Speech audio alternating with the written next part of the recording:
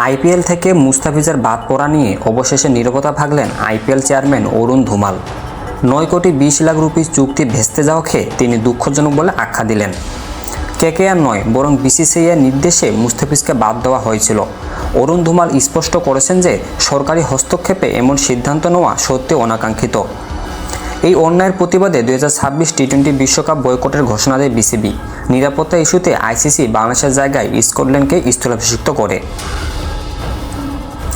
BCCI চেয়ারম্যানের মতে রাজনৈতিক প্রভাবে ক্রিকেটীয় সিদ্ধান্ত নেওয়া ঠিক নয় এবং তিনি আশাবাদী ভবিষ্যতে এমন পরিস্থিতি আর তৈরি হবে না।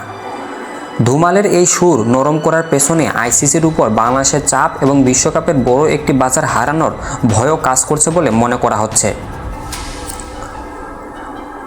আইপিএল থেকে বিতাড়িত হলেও মুস্তাফিজ এখন পাকিস্তানের পিএসএলে লাহোর কালান্দার্সের জার্সি গায়ে দাপিয়ে বেড়াচ্ছেন। পিএসএলে প্রথম 2 ম্যাচেই 2 উইকেট নেওয়ার পাশাপাশি মাত্র 4.87 ইকোনমি রেটে বোলিং করে মুস্তাফিজ প্রমাণ করেছেন তিনি এখনও ফুরিয়ে যাননি। মুস্তাফিজের এই দুর্দান্ত ফর্ম দেখে কেকেআর সমর্থকরা নিশ্চয়ই আফসোস করছেন, কারণ সঠিক যুক্তি থাকলে আজ হয়তো তিনি আইপিএলেই থাকতেন। 6 কোটি 44 লাখ রুপিতে লাহোর কালান্দার্সে যোগ দিয়ে তিনি বুঝিয়ে দিয়েছেন ভারতের বাইরেও তার চাহিদা ছিল আকাশচুম্বী।